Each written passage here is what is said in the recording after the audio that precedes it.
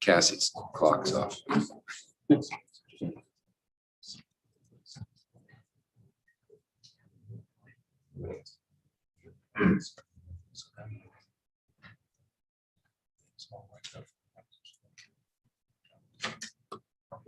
Right. Good evening, everybody. Thanks for joining us. If you'll join us for the Pledge of Allegiance. Flag of the United States of America and to the republic for which it stands, one nation under God, indivisible, with liberty and justice for all.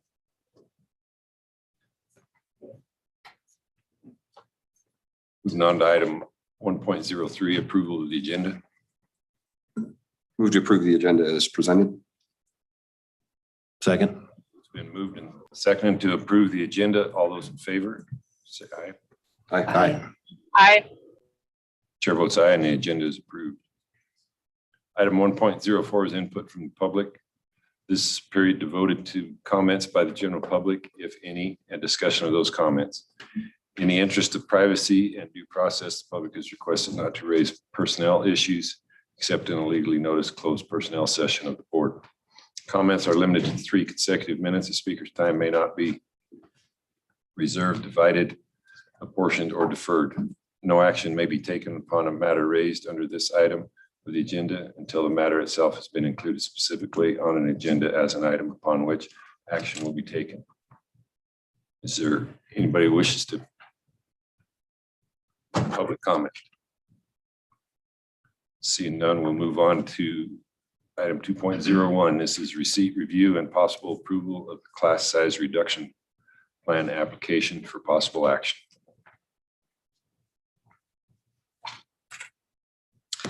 Hi there. I'm just going to go through this and explain it as best I can. This is nothing new that the district hasn't done in the past. We've gone through and done this before. What is new is the fact that this requires action on your behalf, as well as a signature on behalf of ECTA. Those types of things are new. But what we've done for this document has been done in the past. So as you can see on the first couple of pages, we have the regular plan, the alternative plan. In the perfect world, you get the 16:1 ratio. We're in the alternative plan because our population is less than 100,000, which gives you the 16:1, 22:1, 25:1, and 25:1 ratios. How we've come up with our numbers is we use the average daily attendance from last year. We rolled those up. So the 3rd grade obviously is now the 4th grade. We took the average of previous years because we don't know how many kindergartners we're going to have until the first part shows up. And then that's where you see our projected ratios of 19s and 22s, 21, 23s. Since we're in the alternative plan, the only one we don't meet would be the kindergarten, because even in both plans, it's a 16:1 ratio. So you can see that we projected variances of 10. Now the rest are at zeros, not because we're fully staffed, but we've have enough funds to have enough positions available. As we've talked about in the past, since we're not fully staffed, I can't go through and give an accurate number of variances we need until next month when I talk to our principals and say, have you found long-term subs? Do you have people teaching each of these classes? If they don't find that, then they will work and they'll combine classes, and then those variances will change, because just to say that we have zeros is what we project because we have those posts, those positions posted still. But the likelihood, and I can tell you right now, the likelihood those numbers will change. I don't believe that I have to bring those numbers back to you officially for recommendation or approval. I believe we just go ahead and give those variance numbers in October after the first quarter so that we have more concrete numbers. And then we just move forward with that. But like I said before, this is the first time we've had to bring this to you, so maybe they'll change that as well. The district plan to reduction class size ratios, this is what we've done with what we have. Basically, we've had the regional teacher career fairs.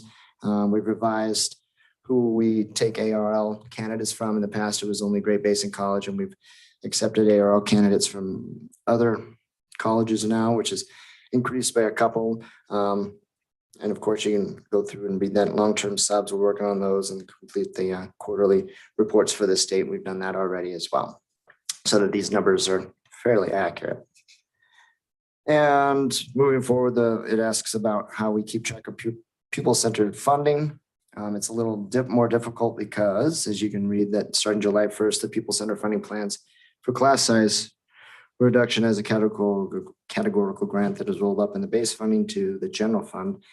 No longer possible to track the CSR revenues and expenditures separately from the regular programs, but of course we keep we're cognizant of our class sizes for elementary levels and for reporting purposes. So we still keep track, even though we can't keep track basically out of the finance department. We just keep track of our curriculum out of our curriculum department. Are there any questions, concerns, disappointments, grievances on this one?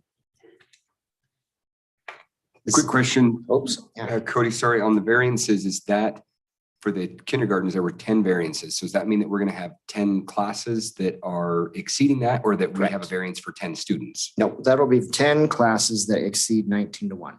And That's our projection countywide. right now. That'll be district-wide. So that'll change too, because like I said, and we're using previous numbers to come up with that of 19-1. So if we have a large influx, we won't know of that until school starts, or at least parents start enrolling. And Matt, that's 10 campuses. Oh, sorry, 10 campuses. Oh, okay. So 10 of our schools, which is just about every school that teaches kindergarten, correct? Okay. Yes. Okay. All right. Thank you. Hey, Cody, this is Teresa. Can you hear me all right? Yes, ma'am. Hi, Cody. Hey, can you talk a little bit more about the ARL, the alternative route to licensure? You said that we used to be just Great Basin College, but now we're accepting the ARL from different locations. Can you talk about that? Maybe we've got some people watching or listening that might say, hey, I could Sure. do that. Sure.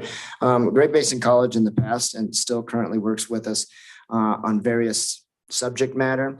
I don't have the list in front of me to tell you exactly what secondary classes that they'll endorse for an ARL, but if you go we have other candidates that are looking toward, say, Grand Canyon or Western Governors or their own school that they happen to be at out of state that has an ARL program, because we're not the only ones in this situation. And what they'll do is then once we offer them a position, then most schools will then enroll you in their ARL program. Usually, each school is a little different, but typically you'd have to have a bachelor's degree in something before they would enroll you.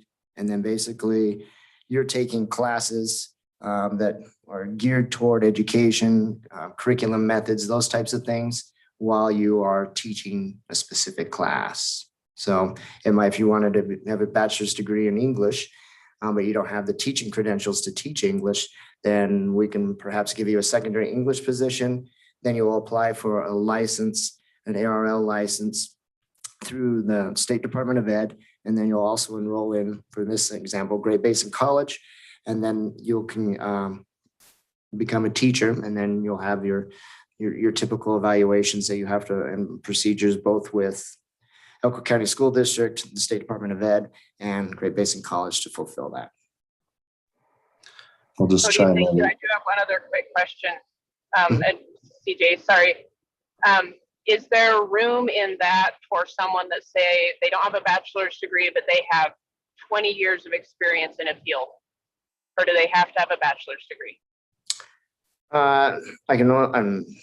Like I said, I think it's different for every college, but typically it is, you have to have some sort of degree.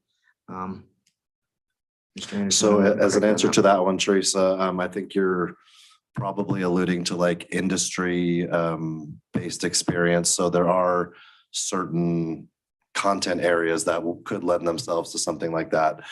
For example, a welding teacher or a business class teacher or et cetera. Typically those fall under CTE categories where you're getting people who are experienced in specific industries. It doesn't really apply as much to, let's say, if someone was an author and wanted to become an English teacher.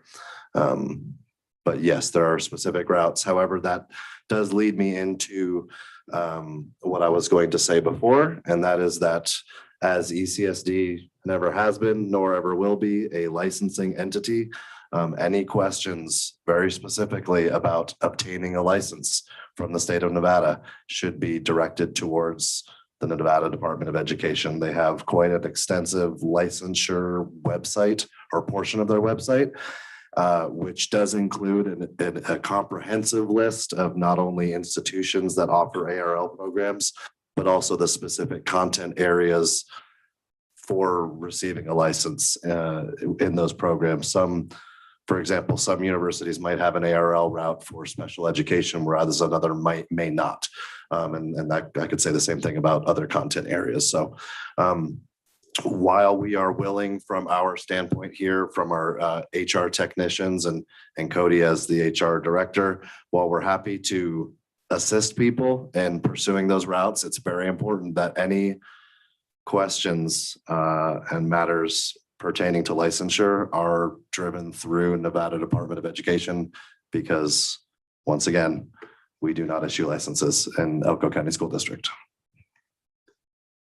Teresa, if I may, a quick search on the DOE's Department of Education's website under ARL does indicate that you must hold a bachelor's degree or above from a post-secondary institution that is regionally accredited.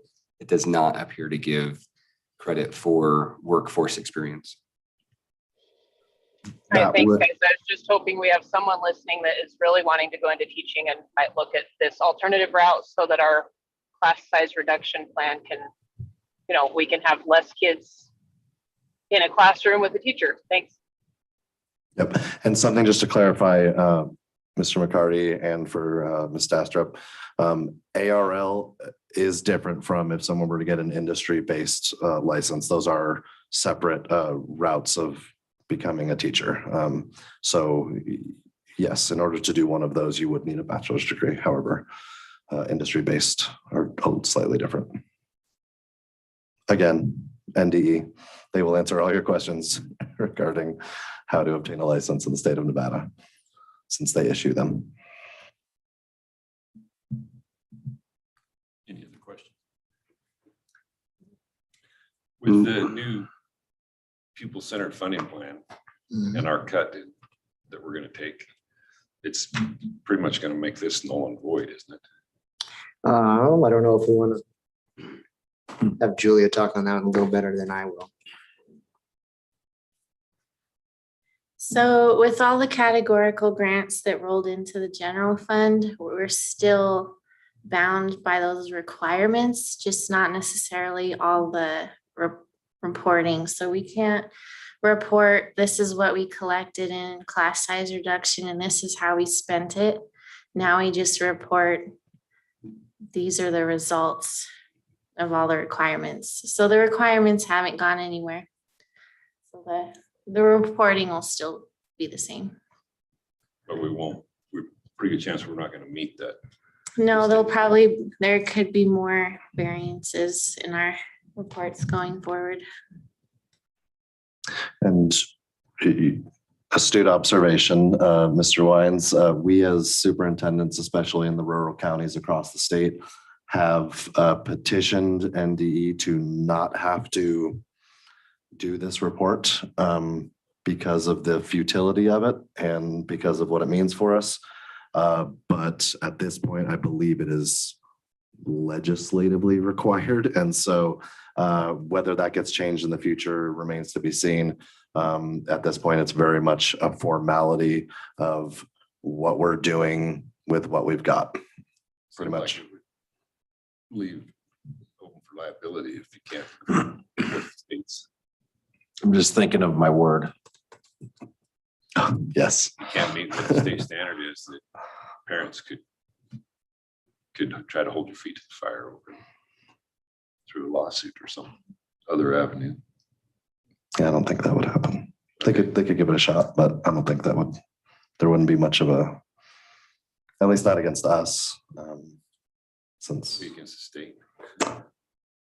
well, I'm not going to advise anyone on that either, but I'm not concerned from that perspective because we are in the same boat as most schools, not just in Nevada, but all over the place.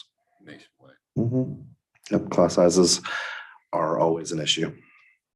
So just to summarize real quick, if I may, does this document meet the requirements of the state and is recommended by our staff to send in? Yes, Okay. yes, it's what we know, what we have available. And what we, if all our positions were filled, then with these would be accurate as of, well, a week ago, because some of the statements on here, like currently 33 positions have not been filled. That's changed, but yes, Understood. it'll be accurate. So, Mr. Chair, before I make a motion, just for the record, for those that are listening that don't perhaps see the information in front of us, the anticipation as prescribed in NRS 388.700 indicates that kindergarten, first grade, and second grade should have a 16:1 ratio, and third grade has an 18:1 ratio. Elko County School District is submitting a 16:1 ratio for kindergarten, which is the only one we meet. First through third grade will be 22:1. Fourth grade will be 25:1, and fifth and sixth grade will be 25:1 for those schools that have the fifth grade and sixth grade. So just to have that into the record for those that aren't able to see the documentation. And Mr. Chair, if I may, with that, move to approve the class size reduction plan application as submitted. Is there a second? Second. It's been moved and seconded to approve class size reduction plan application. No further comments. All those in favor, say aye. Aye. Chair votes aye and motion carries. Moving on to 2.02.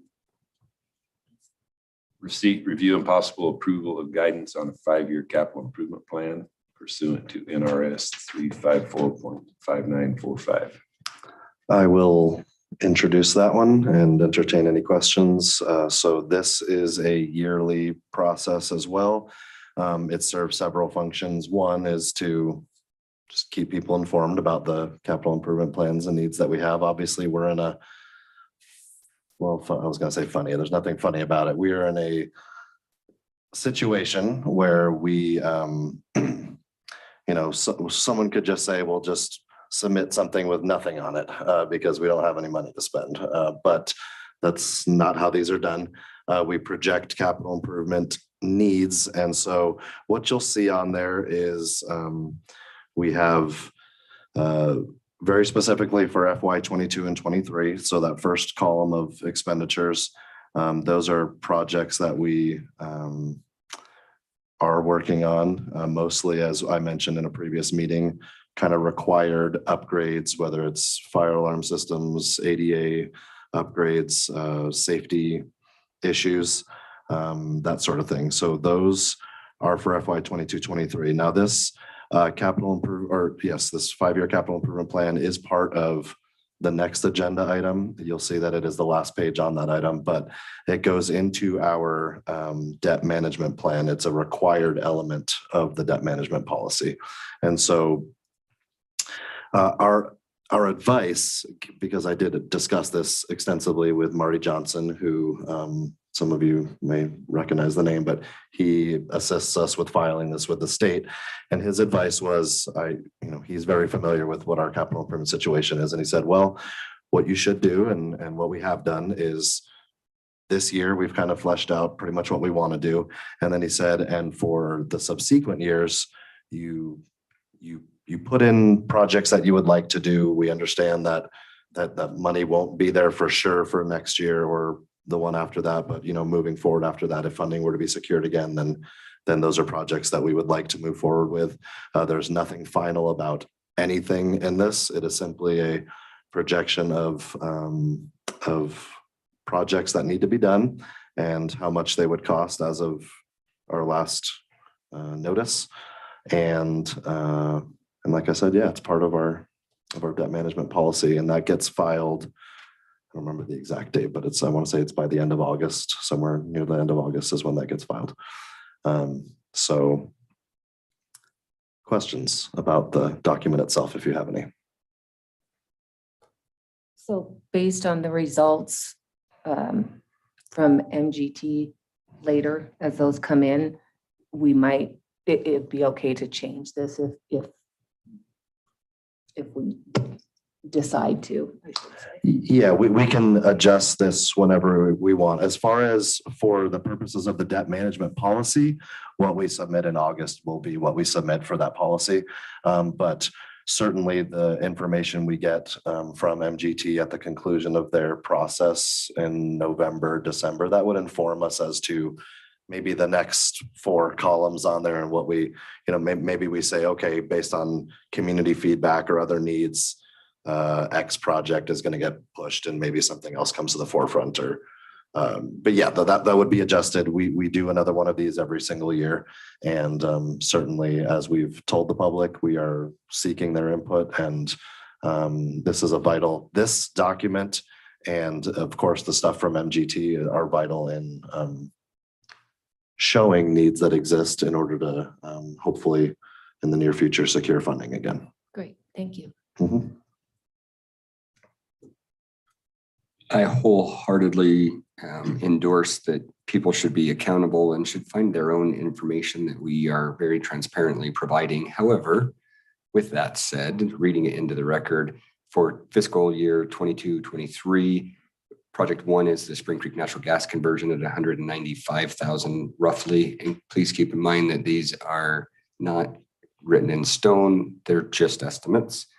Project 2, phones intercom upgrades for $500,000, fire alarm upgrades are project 3 for 900,000, 2.4 million for ADA and other renovations, mechanical upgrades. The project 4 will continue on for the next 4 years as well at a $2.2 million rate.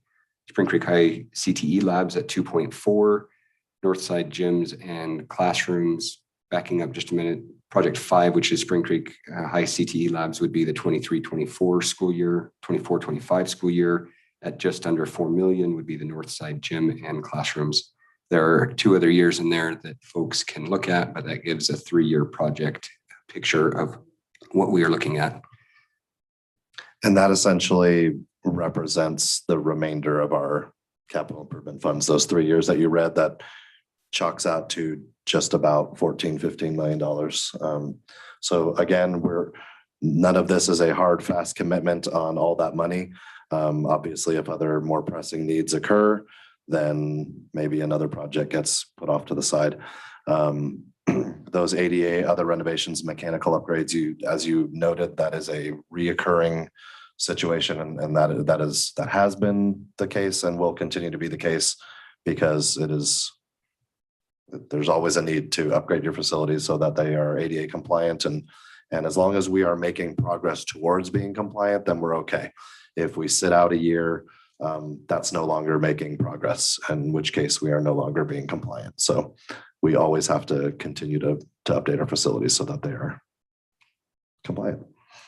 Are there any specific mechanical upgrades, or is that just something that will probably come up? That if there are any for this year specifically, Mr. Stephen Smith could let you know about them. But I feel certain saying that the 2.2 repeating throughout the years, that is an estimate of upgrades and things that we do just based off of what we've done in the past and how to keep up with things so we don't get too far behind.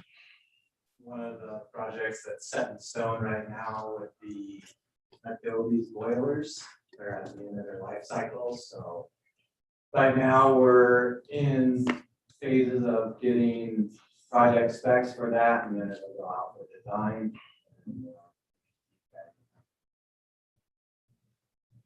So that's an example of a mechanical upgrade for this year. But they're always happening, especially with how aged our buildings are. Ongoing. Speaking of that aging, there was a comment or a question that I had submitted earlier in regards to the elementary school.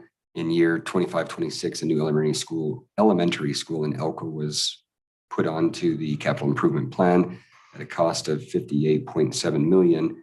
And in getting some responses back or response to that question, our youngest or newest elementary school in Elko is now 40 years old as of next year. And our average age, according to the district, is 63 years old. Flagview was built 30 years ago, and that's our newest school that has K-6 in it. Adding that in would drop the average age to 57 years. So It's old. beating a dead horse probably, but yeah, we've got some old schools in the city of Elko, and hopefully we can keep them going for another 4 years at least until we can get see if we can get funding for the CIP.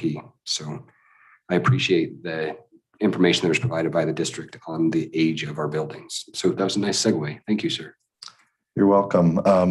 A correction to something I said earlier, the debt management policy is not due at the end of August. It is due August 1. So we are going to be submitting it, assuming your approval.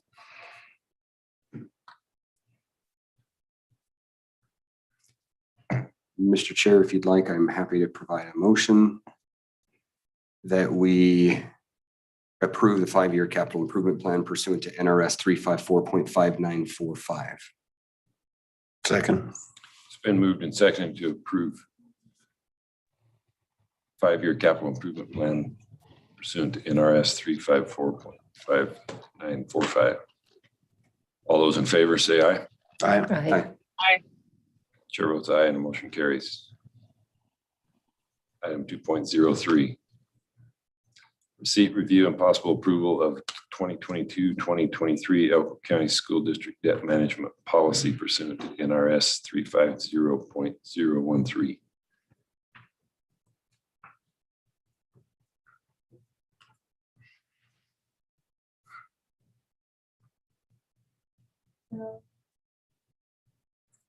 This is a yearly filing, also due August 1st. And it's more of a formality because we don't have any debt. So it's pretty much going over how the tax rates work, what our limits are. It documents that we don't have any outstanding debt, no leases, no general obligation bonds or anything. It compares us to other districts in Nevada. And then the last page is the capital improvement plan, pending any changes that come out of today's meeting. Any questions? I don't have a question. I just have a comment that I'm proud of Elko County School District for having zero debt.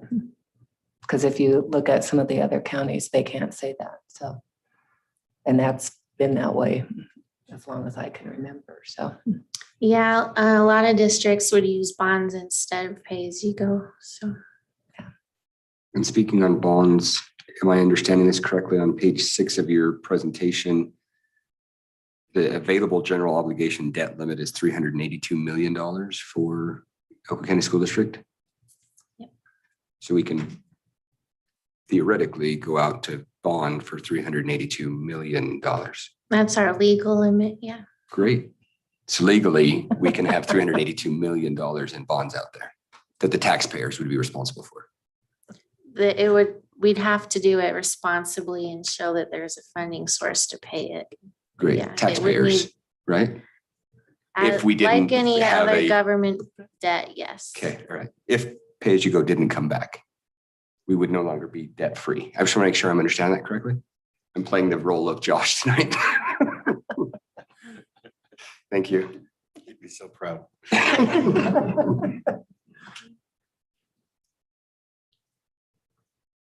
Any further questions?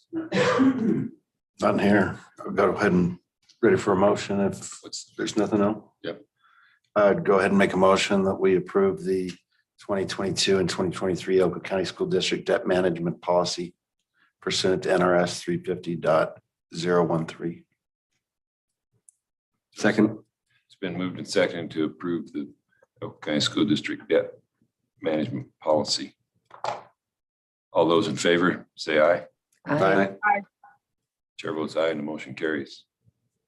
Moving on to agenda item 2.04. Receipt, review, and possible approval of the 2022-2023 Elko County School District Indebtedness Report pursuant to NRS 350.013.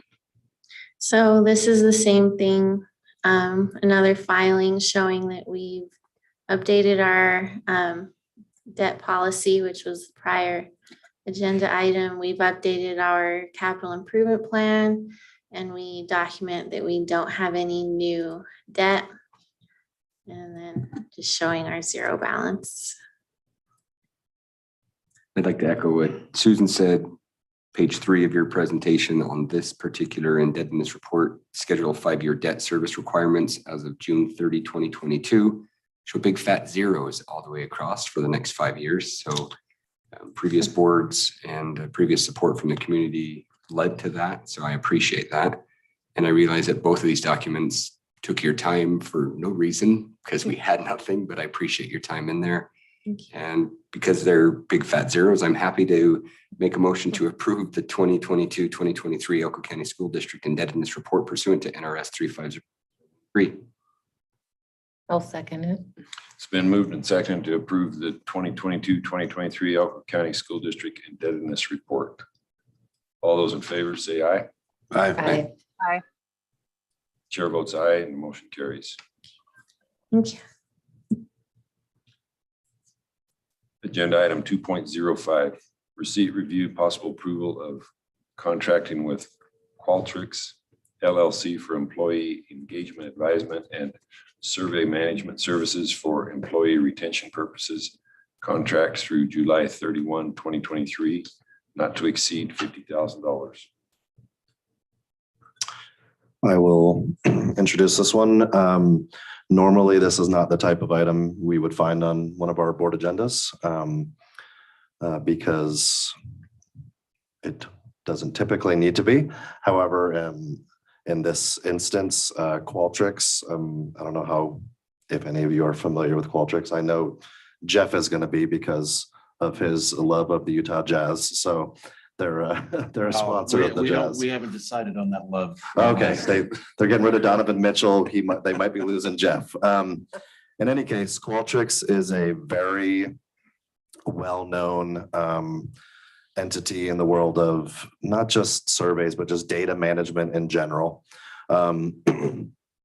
So we as district leadership have identified this need for employee engagement, employee satisfaction to improve that, as we're having a hard time both hiring and retaining teachers, not just ECSD, but districts everywhere are having that issue right now. So the reason this is being brought before you is because we would like to move forward with it. However, it just so happens that the president of that organization is married to my wife's sister. So the president of Qualtrics is related to me.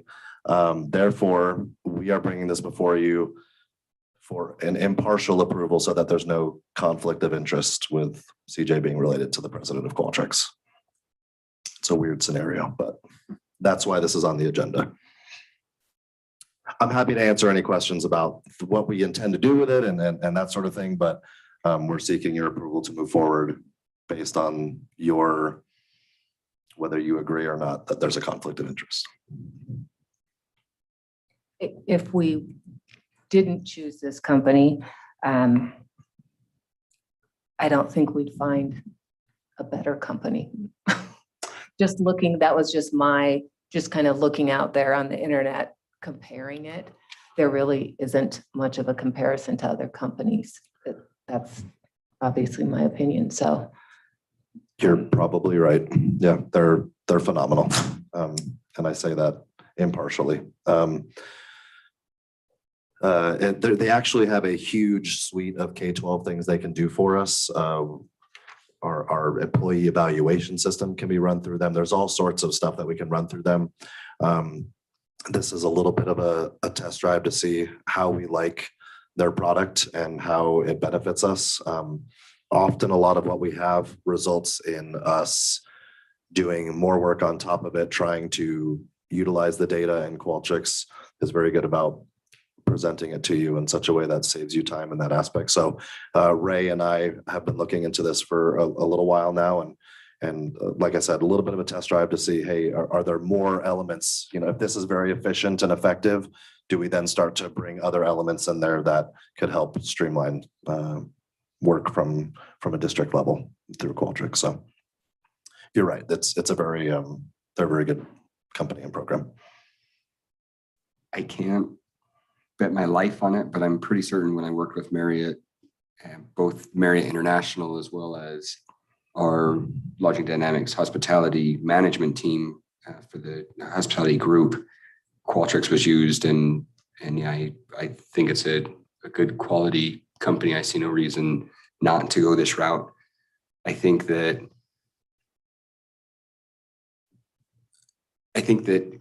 taking surveys of the employees, getting employee feedback is a valuable part of management.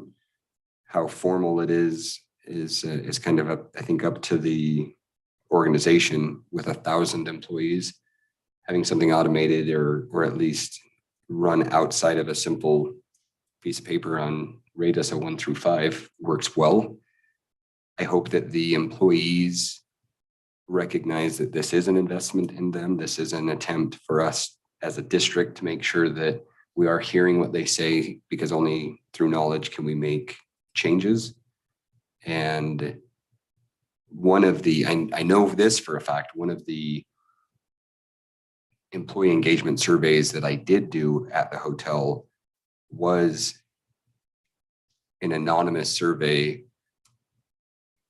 result, but we knew who didn't do it. And as GMs across the management company, we were required to have them participate. Even if the participation was, I choose not to participate, we had to have a response. So I certainly hope that our staff sees that this is a value and that we get valuable feedback from it with a high participation rate. I think that's all I have right now. If I could just interject one more piece. So I talked about the need that we see for it, but we definitely have heard from our staff that they want to feel like their voices are heard, that they are appreciated. And this year, one of the surveys we did for a staff climate survey, the feedback from many teachers was that the survey didn't really give them the opportunity they wanted to provide the type of feedback they would want to provide. So we spent our time issuing a survey. We will spend our time looking at data from something that they don't even feel like was beneficial. So I want our staff to know that this is an effort that we're putting into truly making sure that not only do they have the opportunity to provide the type of feedback that they want to provide, but also on an ongoing basis. Oftentimes the types of surveys we receive in education are known as affectionately as postmortems, right? And so this would be very much an ongoing thing all throughout the school year. It would involve onboarding surveys for people we've just hired. It would involve exit surveys for people who we've lost, who've moved on for one reason or another. It's a comprehensive way to assess the employee experience. And we feel like if it's even valuable in retaining a couple extra teachers every year, it's money well spent. And I think that it will, it'll help. Basically, with the cost that's in here of less than 50 grand, if we retain one teacher with benefits, then it's paid for itself in essence, right? Yeah. Okay. To clarify with what you had said on the feedback from the previous survey, that they weren't able to provide the feedback that they wanted to provide. I'm assuming that's been or going to be used to build the questions of Qualtrics. And is this something is there an opportunity for others to add additional feedback, or is that process finished? Yeah, so we, Ray, if I recall, they said there's no limit to the number of surveys we'd like to do. And we would be respectful of people's time. We're not going to throw a survey every week or anything, but we will be able to edit those to our liking. And so certainly we would be reaching out to representatives from ECTA, EXO, the Site Administrators Association as well, and just make sure we're getting the type of feedback or giving them at least the opportunities to give the type of feedback they'd like to give. We want to hear. I want to hear. Thank you. And I hope that the staff has heard that as well. Just to clarify, did legal advise that this be brought back before, or is this you out of an abundance of caution? I cannot claim credit for thinking to do this. I laughed when you said legal because it was Julie who brought it to attention, and Julie like sometimes serves as quasi legal. She thinks of things that a good legal mind would think of. So Julie made sure we didn't step in it, so to speak, by running this by you. So thank you, Julie. Yes, thank you. I see no conflict of interest. I think the company itself is fine, and I appreciate you bringing it back before the board. It does not yet meet the threshold of what we need to act on for a board. But Mr. Chair, I'm happy to approve contracting with Qualtrics LLC for employee engagement advisement and survey management services for employee retention purposes with a contract through July 31 of 2023, not to exceed $50,000. Second. That wasn't a motion. Oh, that wasn't a motion. Sorry, You didn't make a motion. what did I say? I thought I said I am happy to move. Okay, then You let me didn't. raise, Mr. Chair, if I may make a motion, Thank you. that Sorry. that's all right, that we approve contracting with Qualtrics LLC for employee engagement advisement and survey management services for employee retention purposes with a contract through July 31, 2023, not to exceed $50,000. Second.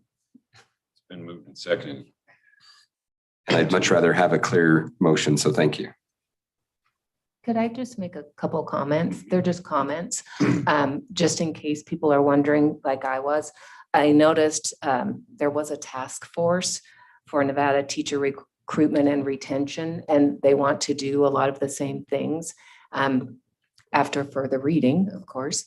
And what you had said of their recommendations, they haven't been approved. There's no funding for them. So just in case someone else read that as I did, just to clarify that nothing's in place for that. So we need to move ahead with something of our own. So I appreciate that. And one other comment, just while we're on the topic, some people may be thinking, oh, why can't you just use a Google form? But sometimes you have to think you need something a little more robust than just a Google form. So there's something else to compare as well. So thank you. I just would like to speak on my vote to this motion. Has absolutely nothing to do with the money being spent or the service being done. I trust our professionals that have decided to use this. I'm simply saying that I do not see any conflict of interest when I support this motion. What is the other part of the? It's not all the survey. There's something with the cloud. Yeah, so it's not just a survey, but it's how the data is sifted through, circulated, feedback they give us. It's a comprehensive kind of, their data analysts help us read through it all, figure out what it means, track trends, highlight and isolate areas of concern. So they don't just send out surveys. I can make surveys, but there's a lot more to it than simply sending out a survey. It's been moved and seconded to approve the contract with Qualtrics LLC for employee engagement, advisement, and survey management services for employee retention purposes. All those in favor, say aye. Aye. Chair votes aye and motion carries. Agenda item 2.06. Receipt, review, and possible approval of proposed changes to policy DH, district purchasing for possible approval.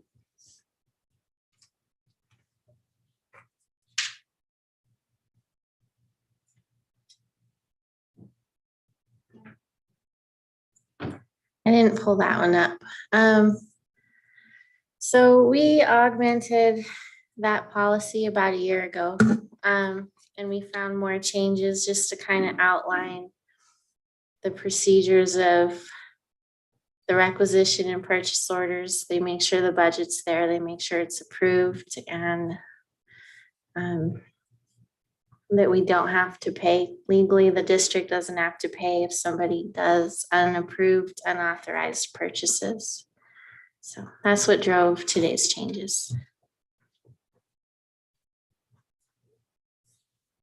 I should have asked this in advance to give you an opportunity to research, but has any district ever been able to utilize language like this to say, Oh, sorry, yeah. we're not paying that?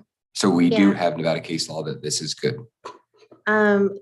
POs are legally binding us. We aren't legally bound to pay an invoice that somebody purchases without any approval. And in the examples I looked up a whole bunch of other school district policies, and their wording is a lot stronger than even what we're putting in ours.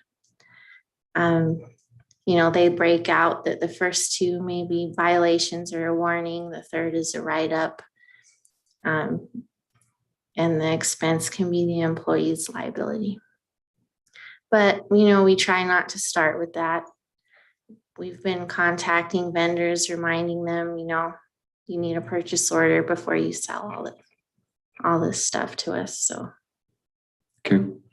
In reviewing it, I mean, for the most part, this is pretty much the same as what we had last time, just rearrange some of the verbiage a little bit. There is a little bit there on what can be done as far as holding employees personally responsible. But otherwise, I may be missing something. I'm not seeing the downside to this, other than it really puts the onus on Central to manage all of these. But if you guys take that on as staff, that's great. I'm happy for that. It's beneficial for us. I can set the budget, but I can't make anybody stand by it. So this will help us kind of help stand by our budget, especially as we need to cut it going forward. Yeah, no, I agree 100%. I see nothing but benefit. I don't see a downside to this at all. So I'm hoping somebody else may have read something different than I and opened my eyes, but this is an easy one, like the past few have been.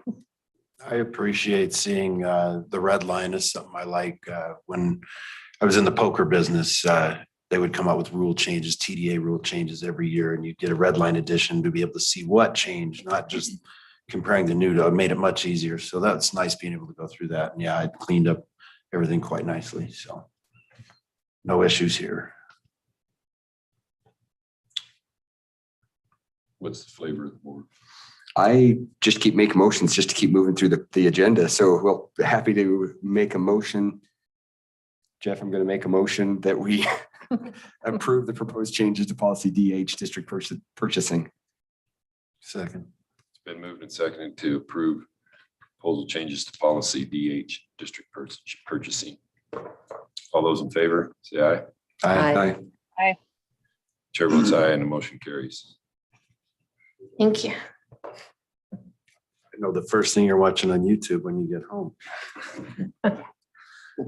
Agenda item 2.07, receipt, review, and possible approval to declare all substitute teachers, substitute paraeducator, substitute maintenance / custodian, substitute bus driver, substitute bus aides, substitute food service, substitute secretaries, substitute health aides, and substitute nurse positions as critical need positions for the 2022, 2023, and 2023-2024 school year.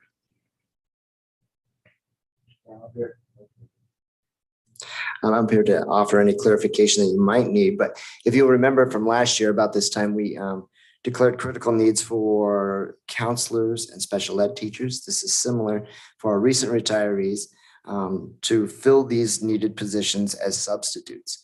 Now, you can say, well, they could normally be a substitute.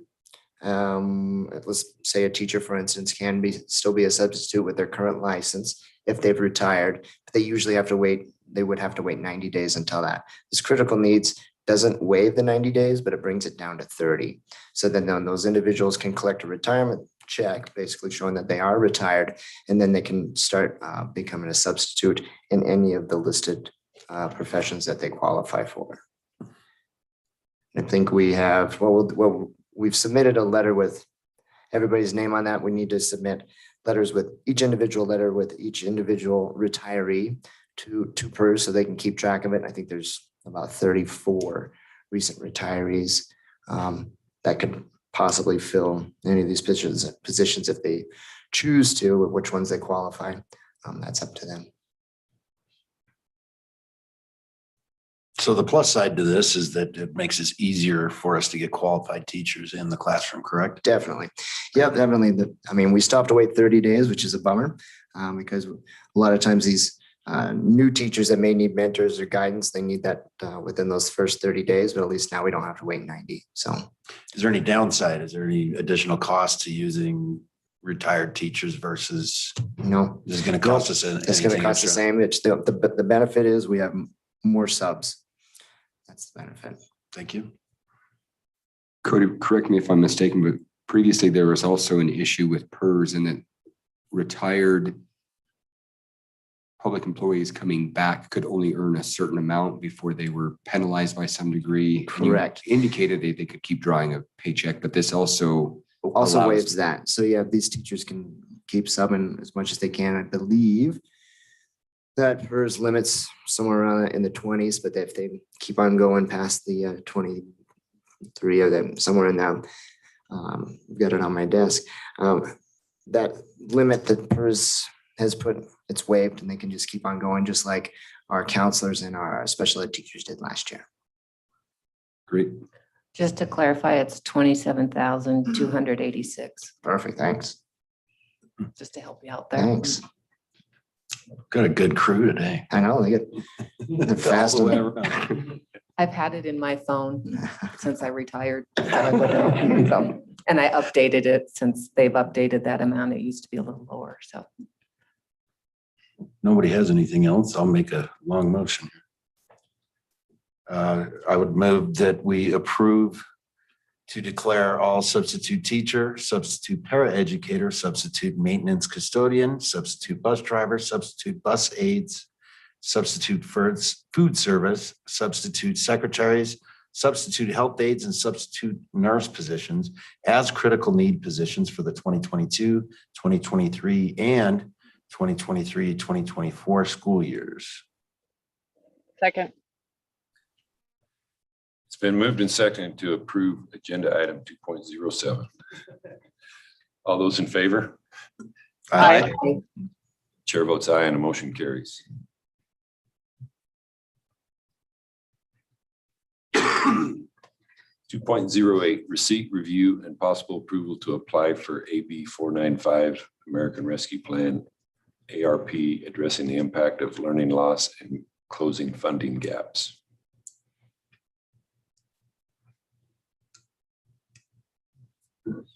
I'm here to answer any questions that you may have.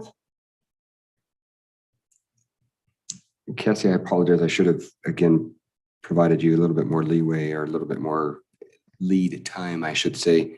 AB 495, is that apply to all 17 all 17 school districts, or is it not counting those that are 100,000 or more? I believe it's open for all school districts within the state. Okay. And it is a competitive grant. Obviously, since it's competitive, that kind of probably answers this question, but has there been discussion amongst the school districts as to who might be doing what? Because this could be pretty easily eaten up by Clark County. It can. I've spoke with my counterpart at Washoe, and they're doing similar. One thing a lot of the districts aren't doing are salaries within there. More so Chromebooks, supplies that they've needed, and then summer interventions. And then I think the goal is, from what I've talked to with Washoe, is to spend down the funds by 2024. So the funds can be obligated, but they must be spent. So they have to be obligated by 2024, and then we can expend them till 2026, but that doesn't apply to salaries. It would only be for contracted goods and supplies.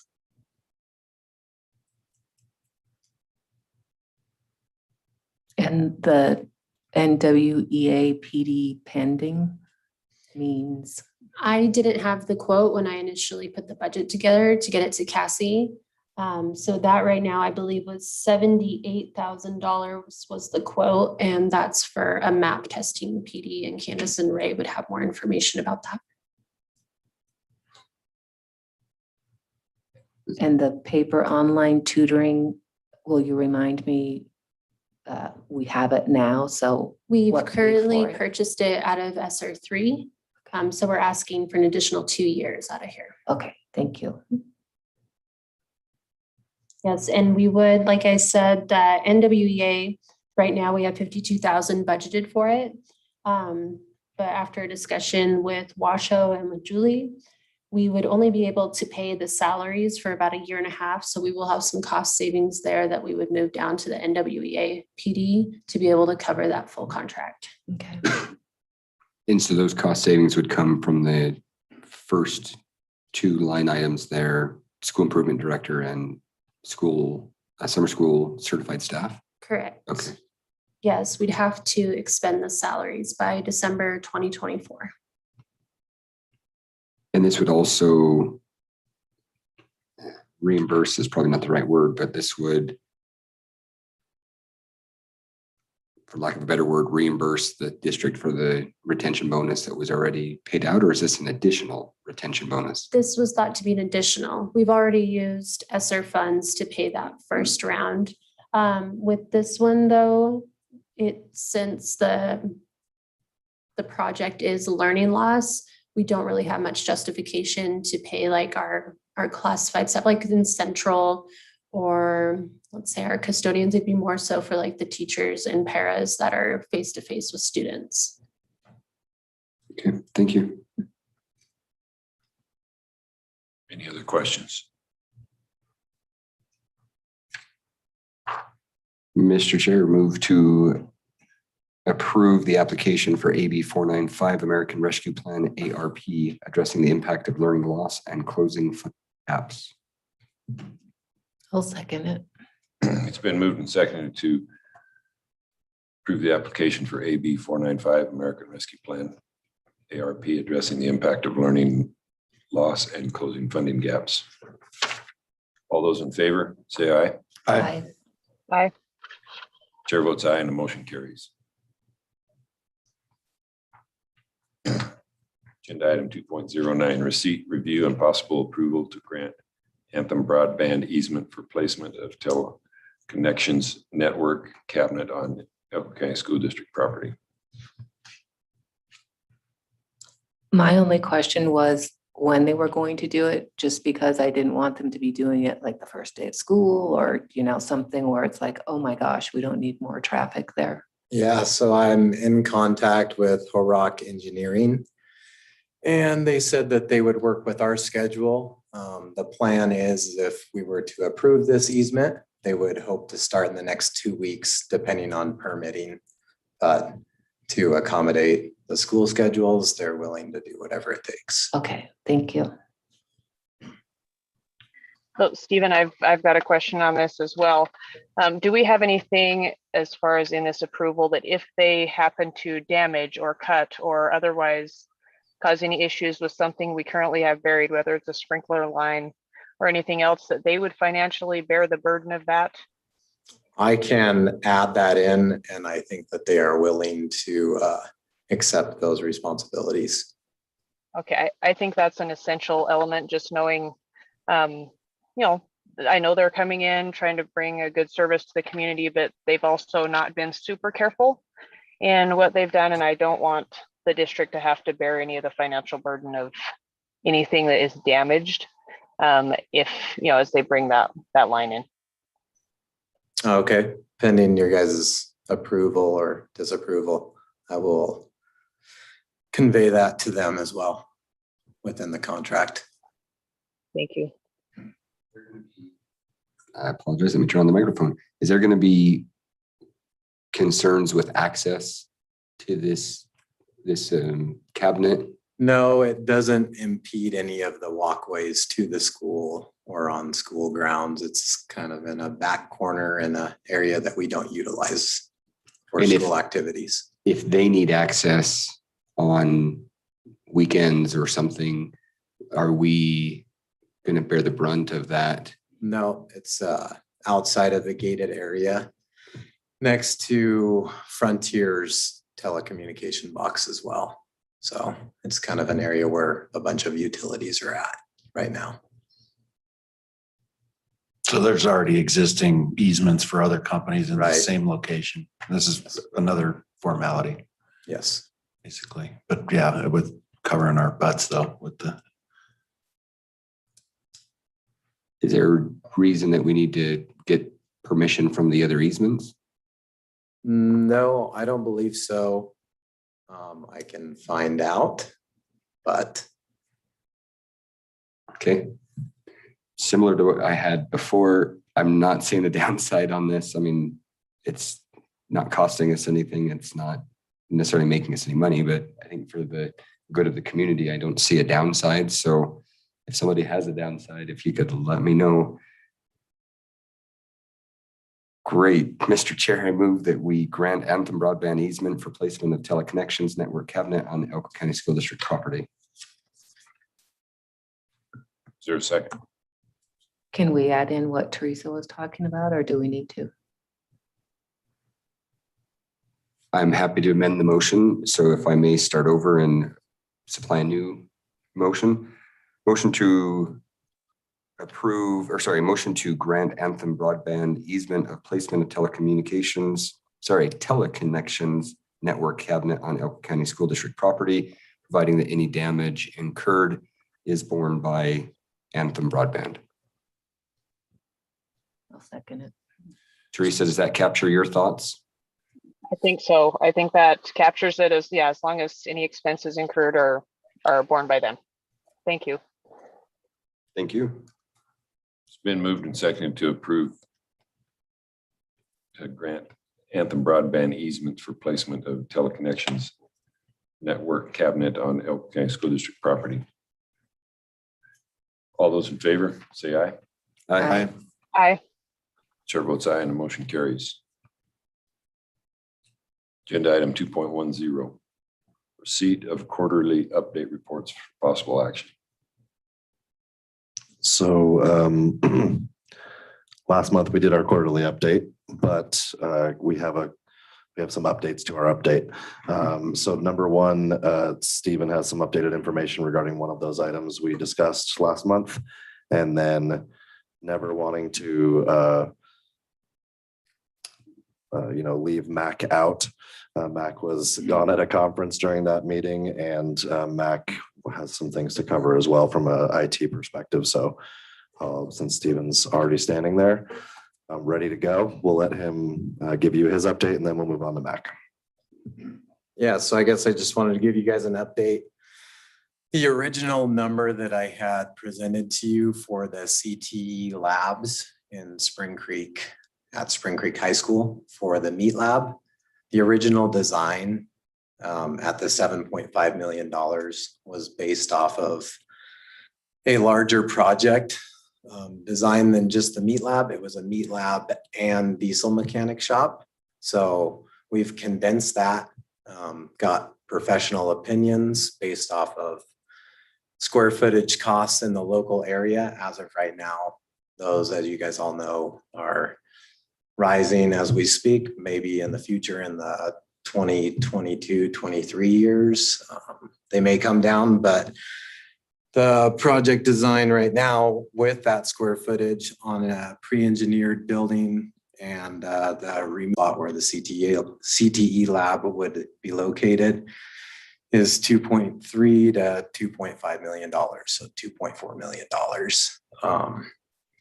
Design fees right now would be right around $131,000 if we were to proceed with just design. So I guess I'm just looking for your input on whether to officially proceed or not. So if I can just jump in real quick to clarify, if these numbers had been a little off of what we told you last time, we would have just moved on with life. But wanting to be transparent and give you really good information, this was too disparate from the last conversation we had. So as a reminder, the last time this was brought, you all moved not to move forward with this project. But with the new costs as they are, we're here to seek your guidance, whether you want to maintain that position or if this changes things for you. So Stephen and or CJ, in the update, it indicates adding modular pads, modular demo, and new modular placement. Does this add classrooms? No, it does not. No. We would just be relocating the existing buildings that are currently in place. To somewhere else on the same campus? Yeah, it's probably 300 yards to the west. Yeah. Couple questions. Pre-engineered building, what does that consist of? Are we talking like a steel building? or- Yes, it would be a steel building. One classroom, bathrooms, and basic site work. That would include sidewalks that are ADA compliant and utilities. And the total on that's 2.5? Yes.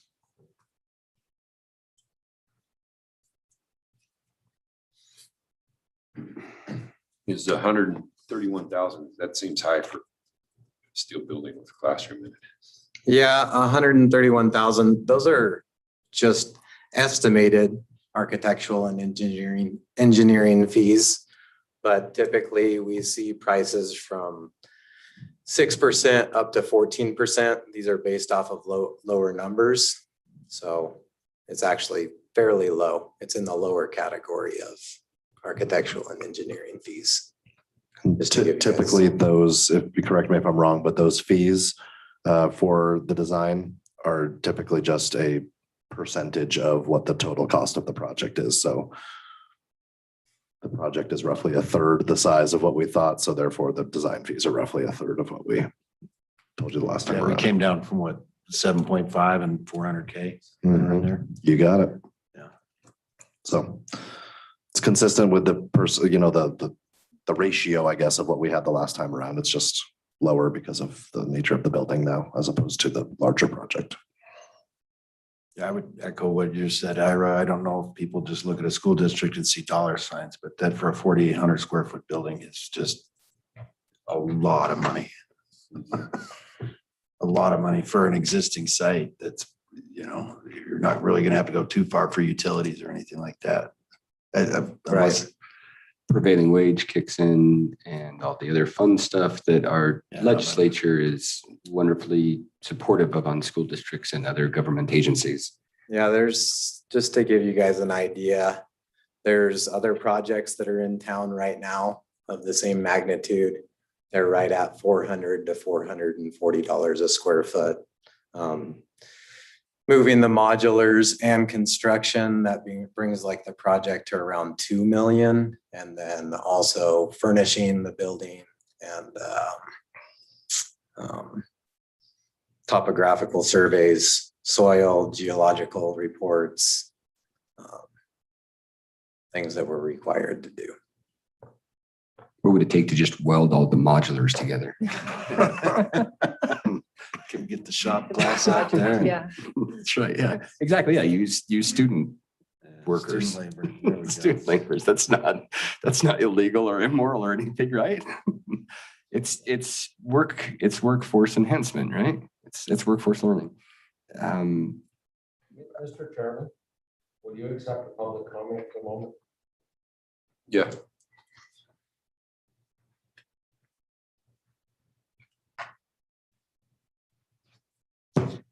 For the record, Lee Hoffman, and I apologize interrupting your discussion. I think you're treading very close on open meeting law issues here. You're deliberating on capital and expenditure. And although it's in the agenda item as for action, all it says is a quarterly update. And you're talking about a potentially very large project. It's one thing to have a discussion, but I think for this board to take action or even a polling of the board is treading very close to an open meeting law violation. Thank you. Thank you.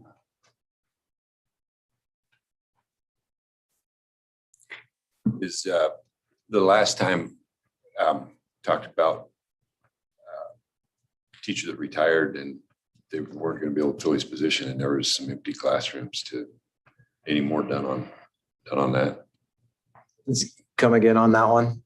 The last time talked about there was a teacher that retired, the drafting teacher, and they weren't finding a replacement for him, and I thought about moving that meat science lab. Yeah, I think that could be one of the solutions to this, to lower costs in the future. Pending decisions on what we do with this project at a further meeting. Cassie, if you recall, or if you have the information in front of you, what is the value of the equipment that would need to be returned if we did not utilize this grant? Thank you. And do we, because I wasn't on the board at the time this was initially proposed, I don't know how many students we're looking at on this. There's some information that I think might be helpful if that information is available. Mr. Hoffman, thank you for your comments. I appreciate that. I see where you're coming from on the agenda. The public information attached to or public content attached to that does request permission to proceed. But I follow what you're saying, and not having been admitted to the state bar, I can't say that I'd be able to go one way or the other, but no, I do appreciate that. Just to acknowledge what you said. Thank you. The award was exactly $100,000. Thank you. We did also include the language for possible action to go along with this for this purpose. And our legal counsel does not see a problem with doing it if you want.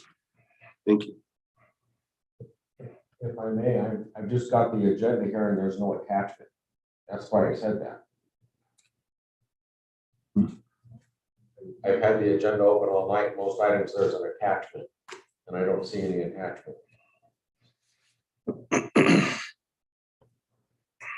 Let me log out. I forget to log in. And so usually I can't see the administrative side, but I'll try that one more time. But It's on mine in the public content. Yeah. Attachment. okay.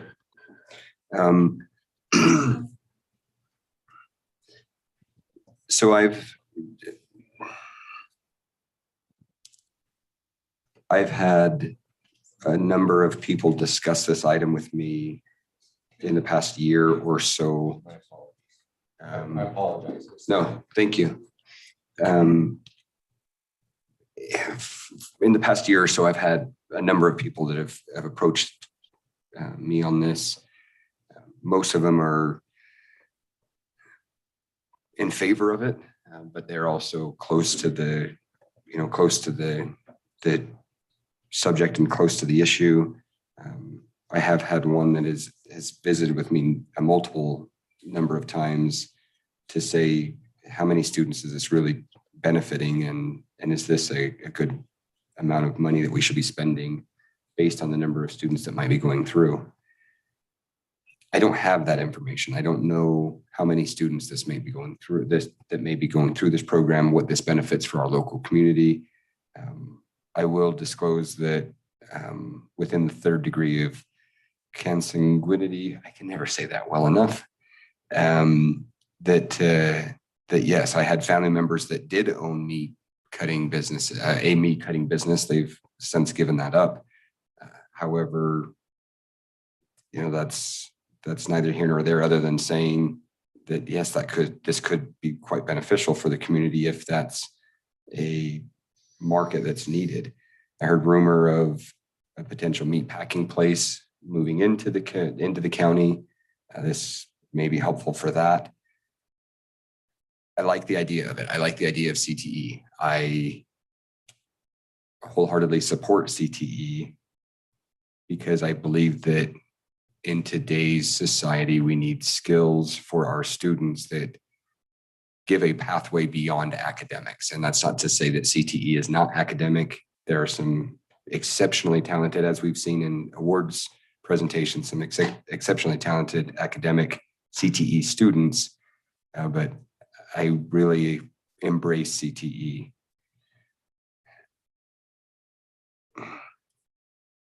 And knowing that we have $14 million that every time we spend a piece of that, that means that we have less than that 14 million. I'm struggling with. This is 1/10 of 1%, I think. Is that right? 14 million be 1.4 would be 100. Oh no, so I guess this is 1% of the 14 million that's left if we do the design fee. But we don't know where we're going if we don't have the design fee. So I feel like I just kind of talked in a circle. I just want to get my thoughts out. And I'll back up for now and let somebody else talk. I'll speak up and just say you probably all know where I stand going forward on any kind of new stuff. And I appreciate the work that you've put in to this and getting this together, guys, but I can't support anything new until our funding changes or until we get a clear picture of what's coming forward. So with this meeting, with any other going forward, I'm probably going to be a no on anything that's going to dip into that capital improvements money. We have to guard that with every little bit of, we were just talking about boilers that need replaced and 60-year-old elementary schools and things of that nature. And that, as much as CTE helps, we need the reading, writing, and arithmetic to keep going too. So that's going to be my position on this issue, and ones like it in the future. I have some of the same concerns as you guys do. I'd kind of like to see what the assessment comes out once, what is it, in MGT, kind of what the public says from that. And yeah, I want to be conservative on the spending side right now.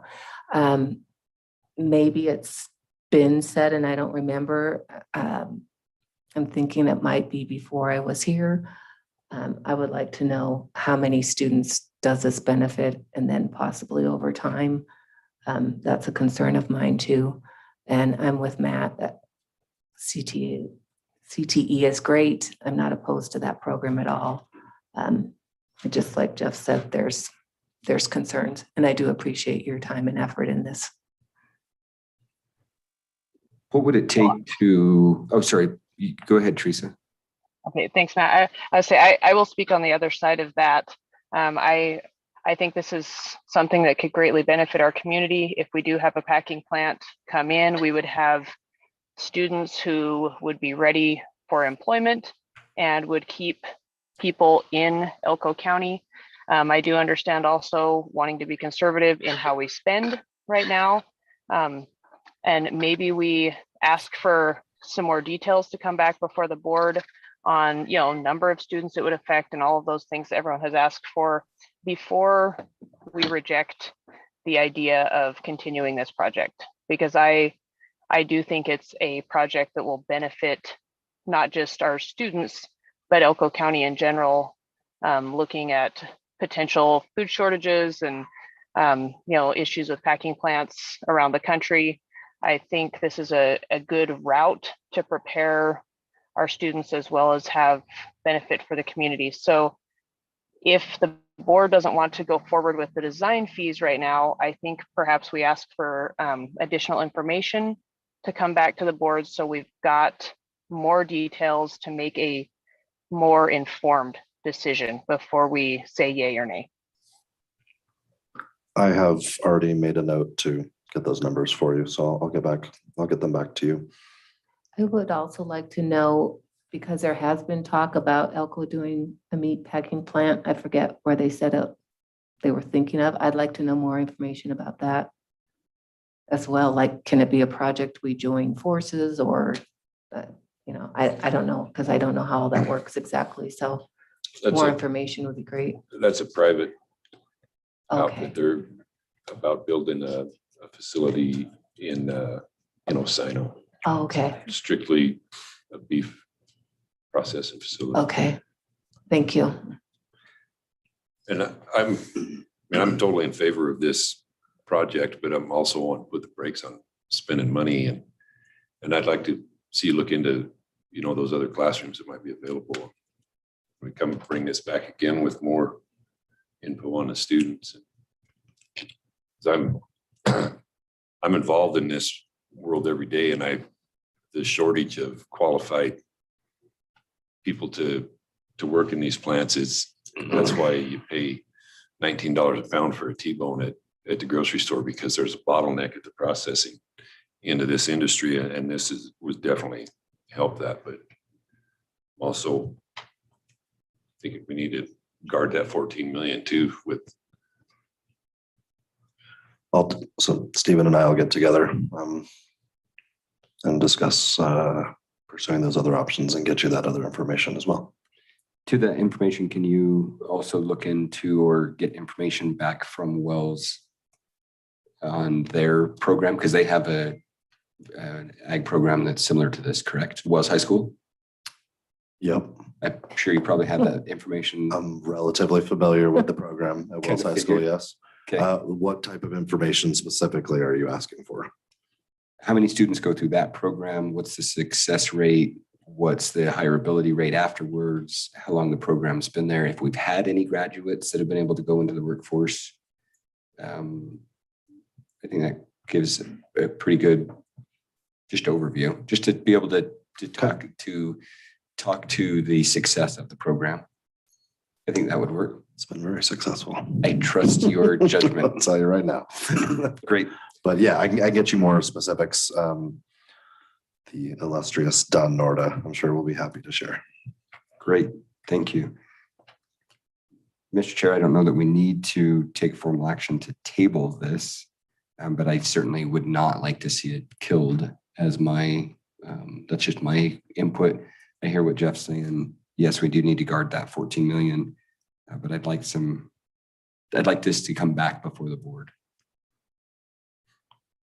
I'm not opposed to that either, but like I said, it's more of and I support the program 100%. I think it's great. I understand absolutely the need for it. We're just, we're the guardians.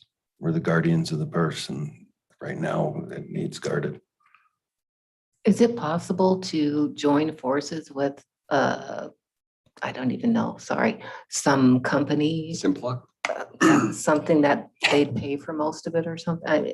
I'm just trying to think outside the box.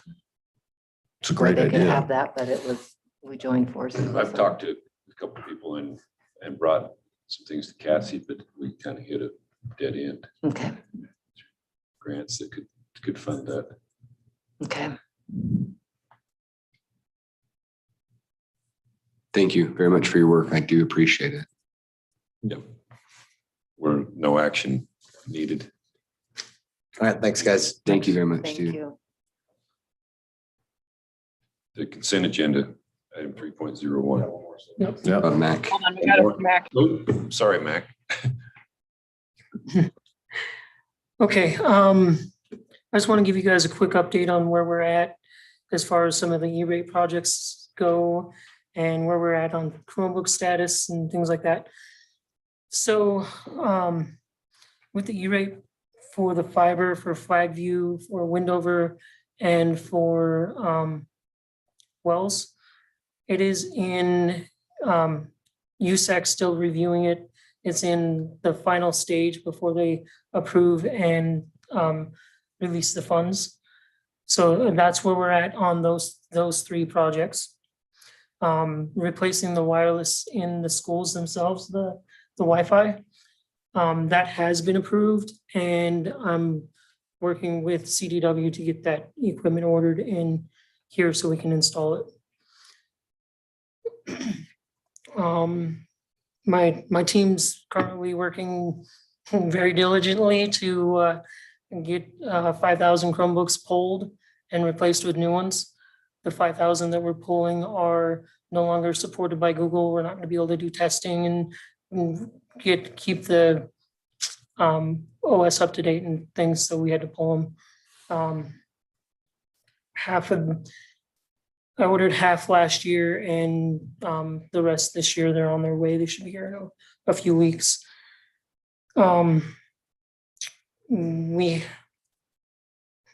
We had a security audit last week on Monday and Tuesday. That was from Poolpack. He should have the results for that here in the next week or two. But from the initial pin tests, we haven't, he didn't have anything that we immediately had to fix. He's going through all the details and stuff, and he'll give me the details for that stuff. And if any of you want to see it, go over it, I'm happy to do it. I'm happy to spend the time and go over it with you guys if you want to see the results. But it's not something that I'm going to release publicly because of security. So that's all I have. You guys have any questions? Thanks, Mac. The Chromebooks, Mhm. so they'll be coming, you hope, in the next couple weeks so that it's not right before school starts? They're already at Trafera getting set up, so they should be here within 2 or 3 weeks, Thank you. but definitely before school starts. Thanks. And we do have an emergency action plan if we have to do it. Okay. Thanks for the security update too. Mhm. That must be kind of good news for you, I'm assuming. Well, I called and asked for that a couple of months ago because it's better to know where your holes are at. Yep. Yeah. Exactly. So, Yep. Appreciate And we that. appreciate Thank you, Mac's Mac. willingness to do that. any other questions, comments? Okay, Thanks, Matt. thanks, guys. The consent agenda, item 3.01. I move we approve the consent agenda. Is there a second? I'll second. It's been moved and seconded to approve the consent agenda. CJ, if I can, I had sent a question regarding one of the items that is in administrative content Yes, that included a CV notation. a VC notation. VC. Thank you. There you are. Yes, what would you like me to, would you like me to read my response to you so everyone's clear, or what would you like me to say about that? I'm looking at guidance as to, this is obviously an administrative content. This is a confidentiality issue. Yep. However, I feel like this should be addressed and somehow to say these forms are not required. These are voluntary forms, and to indicate that you're signing them under some kind of duress is, I'm having a hard time approving this. And I know it's not really we don't really have the say to approve or deny. I mean, it's just we're just rubber stamping this because the state requires it. I don't know where to tread on here to say this frankly it's a waste of our time to have to do this, but then to also have somebody say, here's my voluntary form that I'm signing under duress is, I just am struggling with that. So what? I'm not going to comment on what I think about how they filled out this form. Sure. I will just say that the response that I gave you in the document today is pretty much word for word from our legal representation, and he sees no problem with us approving it this way, nor does he see any issue for us from a legal aspect should something adverse happen related to this topic. So Great. I'm not worried about it at all, and I agree with you that I think it's largely a waste of time to talk about it. I appreciated the Latin lesson though. Yeah. It was a nice. Yeah. I did appreciate the Latin lesson as well. And yeah, if you don't mind actually removing, if we can strike the confidential, if we can redact the name that's in here, I would greatly appreciate if you would read that out loud and put it into the record. Oh, That would just make me feel sure. better. Not that I want to waste more time on this, but Sure. So somebody signed where there was requirement for initial on a form. Next to their initials, they also put the initials VC. So VC is Latin for V coactus, which means having been forced. There's no evidence that the person who signed that document did it, with someone else's hand forcing them to do it, or by gunpoint or anything like that. Mr. Salyer looked into case precedent for VC. It's obscure enough that he only found 3 cases where it's been part of cases. And case precedent makes it clear that putting VC in front of your signature has no legal effect or significance. It's someone's disposition to put that there because it makes them feel better about signing a form that they probably disagree with that they have to sign in the first place. But presumably this person also wants their child to attend public school, and this form is a requirement to attend public school. So they can put VC LMNOP on there, but as long as they put their initials, then that form is a legally binding document. Thank you. I still am irritated, but I appreciate that going in there, and I'm happy to move on. It's been moved and seconded to approve the consent agenda. More comments? All those in favor say aye. Aye. Chair votes aye and the motion carries. Agenda item 4.01, a report from our NASB director. All right, we had a little bit of excitement, as some of you had seen in your emails. We have a new executive director. He'll be starting August 1st. Mr. Rick Harris was chosen.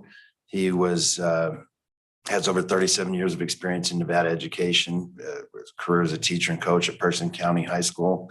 And then the next 25 years, he was with Washoe County School District. So he'll be taking over as executive director, like I said, August 1st. Looking forward to meeting him. We've got training coming up for those of you that can attend September 9th, I believe, 9th and 10th, or it's 8th and 9th. I know the 9th is in there for sure in Vegas. Another email came out from Cassie on that, so make sure if you're able to attend or not to let her know, and so she can get that taken care of for us. But those are the next meetings coming up for us is in September. So that's all I have this meeting going forward. Jeff, can you relay what you learn from going to that? Absolutely. I don't feel, and you can tell me, my feeling was we don't all need to go because of the cost of going. Sure. So I'm like, if you represent us, I'm good with that, unless you feel it's. Happy to go to Vegas in September. It's always nice in September. I will say just from, I've never been to this either, but from talking with Cassie, she has attended before. It's very different from the November NASB training that is very beneficial that we all go to. And you all went to that last November. That's right. It's a wonderful training for the whole group to attend while everyone is invited. I tend to agree with you, Susan. I'm not sure it's a wise use of money for everybody to absolutely attend. It looks like most of it is just the one day, like the 2 days more for you. And if that one day to go to Vegas for a meeting, sometimes I wish they would do it online or something. So, but. They did the same thing last time in Reno where it was one day, there was actually the meeting the day before and then the training the next which day. I understand that part, but. But sure, yeah, absolutely. I would You can take train us copious when you get notes. back. And yeah, looking forward to it though. Let's see. Thank you. And I apologize. I thought maybe I didn't read the most recent email clear enough. I thought it was just that Saturday. And so I did indicate to Cassie that I would not be able to take time off of work too much, but I would try to make a trip down and back. I think there's a Friday It's a element. Friday, that is- Saturday. Yeah. Join. I think that part might largely be you, Jeff, and then maybe Saturday was. Right. And then Right. your training stuff's on Saturday. Okay. It's similar setup as what Reno was. So yeah, we'll continue with like I did there. I'll take good notes and give a good report when I Perfect. come back. Great. you. Thank you. May stay an extra day. All right, item 4.02, items from board members. Everyone looks to me first. I'll go first. Well, last time we had that presentation from Pool. So I did take some classes. Actually, I've taken 12 of them, but when I say classes, it's not like a 16-hour course or anything. Some of them are as short as 15, 20 minutes. I took Robert's Rules of Order, and that was like 2 hours. That was a longer one.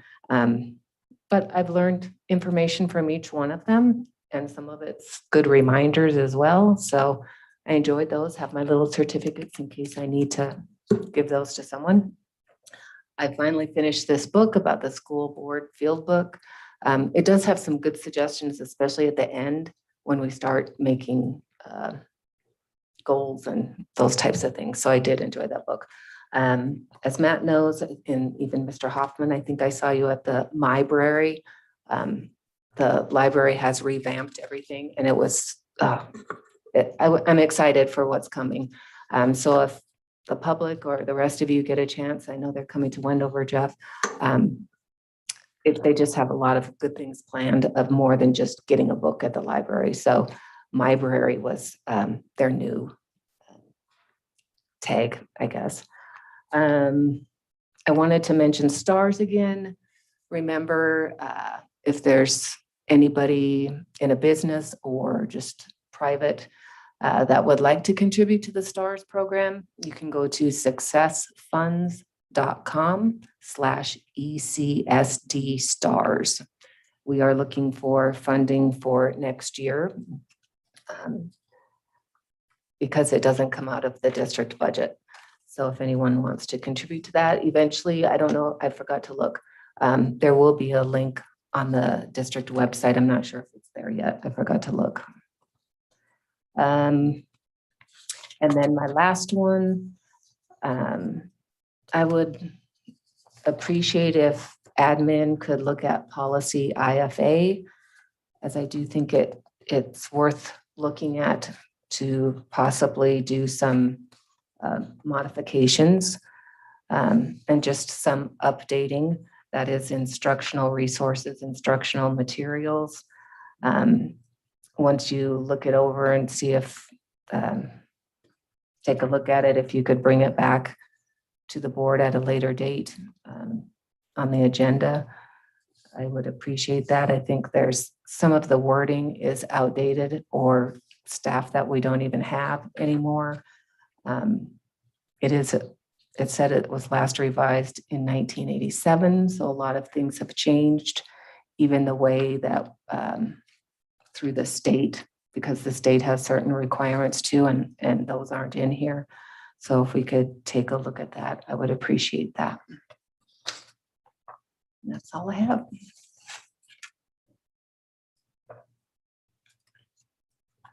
As we will hear in the superintendent's report at 5.01, I just wanted to preemptively say congratulations to the staff that in their new positions across the county or across the district. And also the library event, I misunderstood a little bit on what I was supposed to do there, but so I was a bit tardy and I probably deserved attention for that, but whatever. It was a good event, and my nephews were able to build the little library mobile that came with it. So, so they had fun with that. At a recent GOP quarterly meeting, education was ranked the 4th most important topic out of 16 of the attendees. And I believe that this reinforces the importance of what we're doing here and provides us yet another opportunity to ensure that we continue to develop support amongst our neighbors and to our neighbors. Please reach out to the trustees if you have questions or concerns. Only through the communication can we continue to develop a district that is providing learning for all, and that is not just the students that are within our walls for schools. So I appreciate that the importance of education is there and that our community continues to value education. Just wanted to give a shout out for Spring Creek Elementary. They're doing a pancakes for playground event on August 6th from 8 to 12 in the morning. That's going to be at Cook's Steakhouse patio, and it's to raise funds for some of the playground ground cover over there. They'll have Bobby the Bobcat and some face paint. So don't miss that. I won't be able to attend what with Speedway going, but I wanted to, they had reached out and I wanted to give them a mention here in the meeting that they're working on that. And that's all I have. I think we all got an email, and I've been approached a couple of times about moving to a 4-day school week. Maybe it would be just a suggestion to put out there what the time frame is to change the schedule. you've got to start about a year in advance. I don't know the exact, because we've got to submit it to the state and the state has to approve it. Yeah. It's not going to happen in the next month. I got that email as well. Yes, so I have offered a little help from the district in regards to orienting people to that process. And on board docs, you can find historical board meetings. So any attachment, application, anything like that, that would have been part of one of those applications in the past, it's all there. You can see what is like the type of information you would need to gather.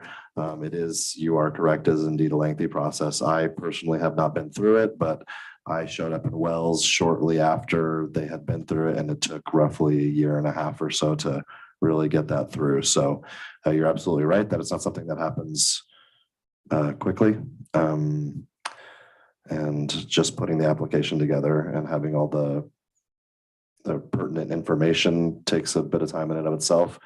And then I would also remind people that even when the application is done, while I can't speak for what the board would or would not do, I would imagine that's not going to be a quick agenda item either. That would be settled in one meeting. I would imagine that would be, I say this very lovingly, but you all have a tendency to ask for more information. And I would anticipate that you would be seeking additional information as well. So yes, in all likelihood, this would be a very lengthy process. But you're the board. Thank you. Yep. All right. Agenda item 5. Teresa has anything if she's still there, Sorry. perhaps? No, you guys covered everything I was gonna touch on, so good job. Let's move on. And actually, I do apologize. One quick thing, November 8th board meeting, I may not be here. I may be with my son before he deploys. I will try to join remotely, but I know that's 3 months away. I'm just trying to give as much heads up as possible. It kills me to be gone on election day, but that's the way the Army works. There's probably a conspiracy behind that. There probably is. Agenda item 5.01, the superintendent's report. All right, so in there, under administrative content, I've just given you a staffing update. So you know where we're at, and that's primarily administration on the first page, and then the second page just kind of gives a summary of where we're at with other vacancies at the individual campuses. Happy to answer any questions about that if you have them, but it's more just so you're aware of the state of things. And we are constantly filling positions. And so unless there are questions, I'll move on to the other items I have. Battleborn still having trouble recruiting. Yeah, so a little update on Battleborn. Because of the low projection of enrollment for the fall semester, they have elected to not have a fall semester with students in the building. And I can't remember, did we talk about that last meeting? No? Okay. So they have elected not to do that. However, they are working towards a second semester with students. So we're working on a plan of how to best utilize our staff, because we can't just take the staff we have committed to them, put them in schools, and then when they need people again, take them out of the schools again. So we're looking for a nice compromise, a way to make sure those teachers are able to serve their function as educators. And we're working collaboratively with Lauren and the other staff over there at Battleborn. It's a great program. We want it to succeed. We're here to provide them from an educational standpoint. The recruiting and the sustainability of that program is largely in their hands, as that is their duty to fill that.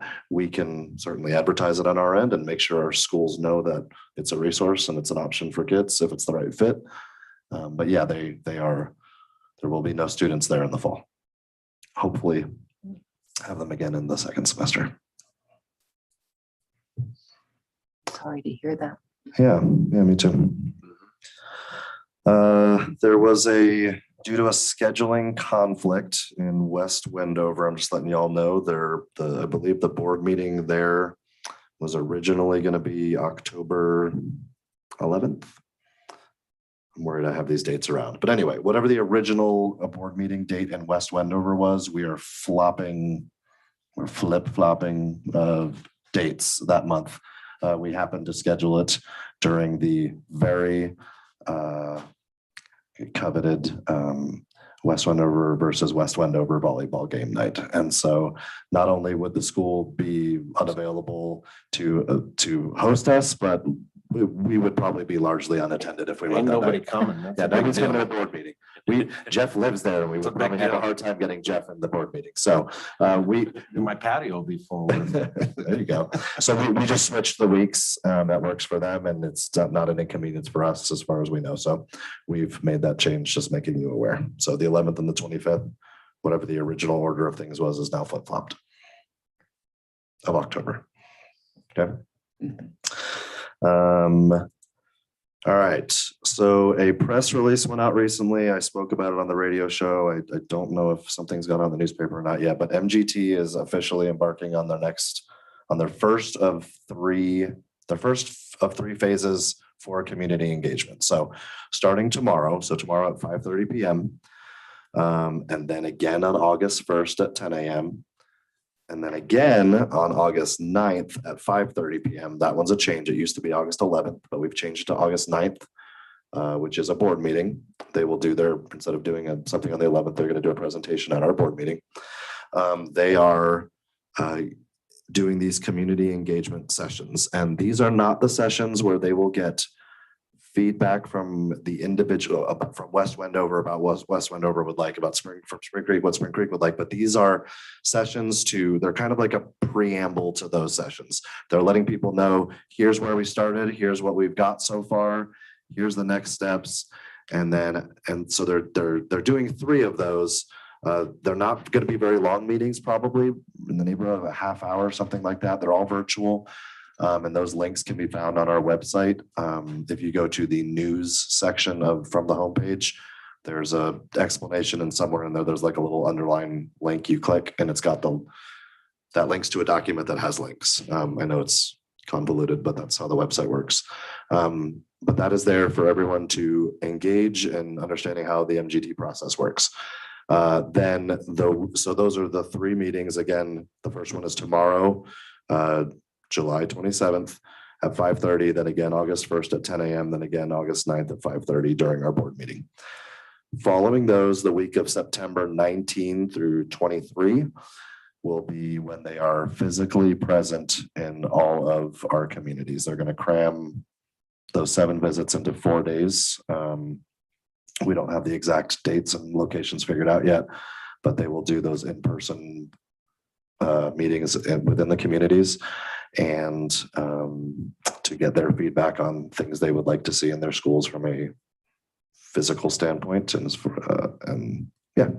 So that'll be those meetings. And then phase 3, after all those are done, they will do follow-up surveys and give opportunities for anyone who wasn't able to attend, or there'll be other questions in there, but surveys as another way of gathering feedback from the community. And there will be some sort of, we haven't figured out exactly yet, but some sort of session or survey at the very least that very specifically gets staff feedback as far as needs they see at their campuses. So trying to hit all angles and make sure people have an opportunity to participate. And as I said before, we will make sure to heavily advertise all of those events, so all are aware. So that's MGT and where we're at TJ, with them. Yes. On the MGT, is there anything particular that you need board engagement with? Board engagement? No. You're welcome to attend virtually on the 1st tomorrow and on the 1st, if you'd like to just hear what if any public feedback there is from that. But you will be getting it's the same presentation, just 3 times, different days of the week, different time of the day. So people have opportunity. So you're welcome to listen to it 3 times if you'd like, but you will definitely get the presentation on the 9th, provided you are here. So the presentation on the 9th, if someone has a question, if the public has a question about the presentation, will they be able to ask that question if they're not here in person Sorry, on which day? on the board night on August 9th? Like if they were to watch virtually. Yeah, that's a great question. I will talk to Mac about how we can potentially allow for some way of submitting questions for that. I Like I said, I'll think be it's talking to Mac, who's important probably listening because if right they now, so. can't make these other two Yeah. that are virtual, so just want to give them an opportunity if they have a question about the presentation. Yep. Thank you. Mhm. Sorry, I'm just making a note real quick so I don't forget. All right. You may have heard, just make sure you're aware that so back in late June, this would have been right about the time we had our last meeting. The federal government extended waivers for people who qualify for free and reduced lunch. So they would continue to receive free lunch throughout this school year for 22-23. The state of Nevada is picking up the rest of that for all students who don't qualify through federal means. So all students in the state of Nevada, whether through the federal funding or through the state funding, will receive free meals. However, I would like to take this moment to say that we will be imploring for all families to still participate in filling out the free and reduced lunch forms that go home every year. We've got out of the habit of this a little bit because we've been given free meals. And I can't express enough the importance of filling out the free and reduced lunch forms. Those are how Title I status is determined. That's how community eligibility is determined. That's how high school students who might qualify for ACT waivers, for when they fill out FAFSA for student loans. There are so many different types of funding and helps that come from this form. So it's pretty important that our community fills that out. It's very simple. We usually send home a paper form. There's also, it's a simple online process as well. So we will be doing notifications, sending out reminders, but just for anyone listening, listening, we really need those forms filled out. So we accurately know what the socioeconomic standing of our district is. So if we do qualify for certain types of funding that will benefit our students, that we receive that. And just to clarify, if we have a gap and there's a change in administration or a change in process at the federal level, and we don't have that information, then we could find ourselves in a situation where funding is not as prevalent because we don't have the data to back it up.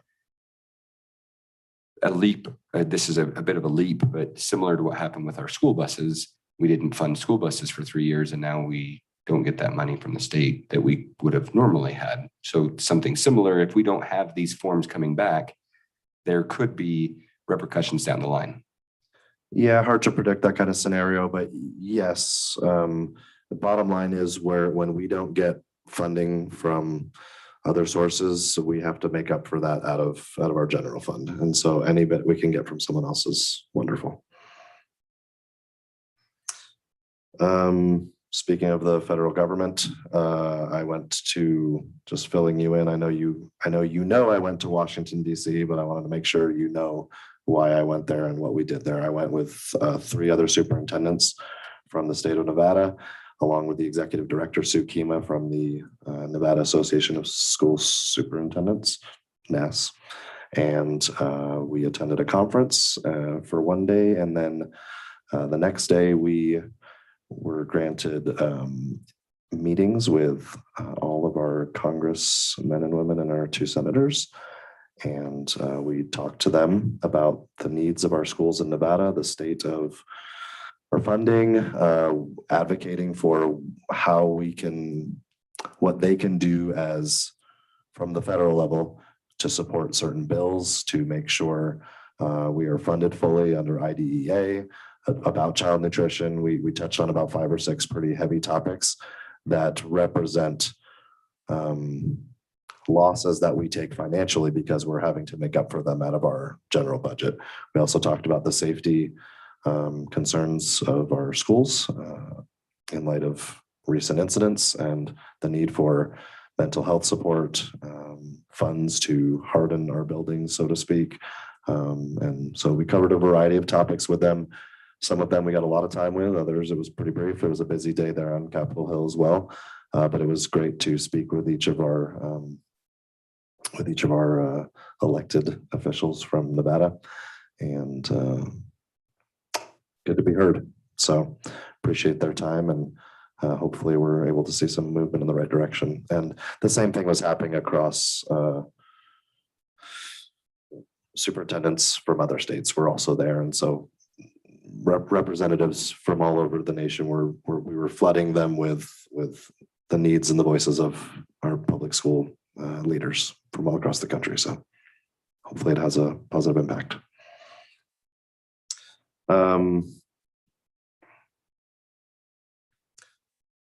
Just giving you, just like Matt wanted to give you a fair warning, I'm going to give you a fair warning that we're going to have a lot of policy revisions coming up over the next however many board meetings. We have a lot of policies that are from the 80s, 90s, at best 2008. So we're going to be going through those, and I appreciate, Susan looks through those a lot, and I appreciate when she can bring stuff to our attention, and those are important. It's a tough task to just sit there and review every single policy, and so oftentimes those get reviewed as we come across them and we find issues with them. So we'll be bringing those to your attention. It's in my job description too, to make sure we update policy as needed. So we'll be having a bunch more of those coming soon. Last note, I've seen something floating around Facebook recently, and several people have come to me about it, claiming that the whole school district or certain schools are, for lack of a better word, banning cell phone usage at their school. The district does have probably an outdated cell phone use policy, so we will look at that again. But in a nutshell, when it comes to cell phone usage in schools and what is allowed and what is not allowed, and what consequences occur from violation of said rules, those decisions rest pretty squarely with with administrators at individual campuses. So those, if there is something from a certain school that says this is the new policy, violations will result in whatever, like that's a campus-based decision. And we leave that responsibility with the campus to manage whatever situations are occurring at their campus. And at one site, cell phone usage may not be a disruption to the school day, and at another site it might be a huge problem. I've been places before where and I would not advocate for this, but I've been places before where your first removal of a cell phone is a nice don't do it again. The next one is we take your phone, and every time it's $20 and you don't get it back unless a parent comes and picks it up. And I've been places where it's just a free for all. And so I want to make sure people know that the district has not made a decision on what is happening with cell phones at campuses. It's a site-based decision. However, unless I'm directed by the board to do otherwise, I will support our administrators in making decisions so that they can ensure the orderly process of the school day at their individual sites.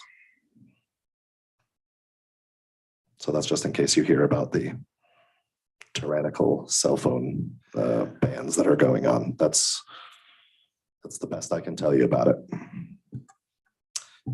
And that is it for me. All right, thank you. Agenda item 6.01, approval of accounts payable.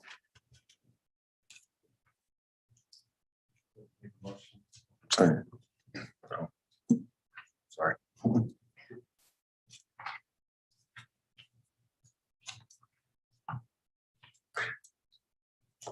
I'll leave it open for question before I make a motion. No, I'm good. I was just going to ask about Infinite Campus. Since the state mandates us to have it, they don't pay for it, right? No, they don't pay for the program. It sounds like they've had funding to pay for some of the add-ons that are used, like online registration and campus learning suite. They hope to have continued funding to keep funding those add-ons, but they don't fund the whole program. Okay. I was hoping they'd pay for something. All right, I'll go ahead and move that we approve the accounts payable for July 26, 2022. Second. Second.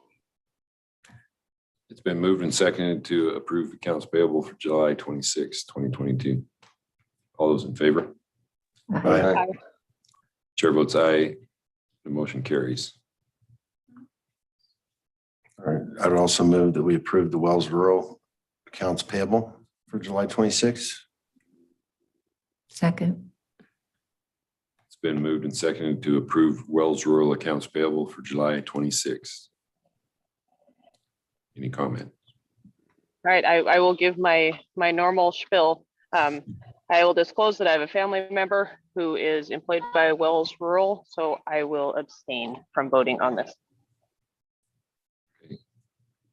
All those in favor? Aye. Aye. Aye. Chair votes aye. Motion carries.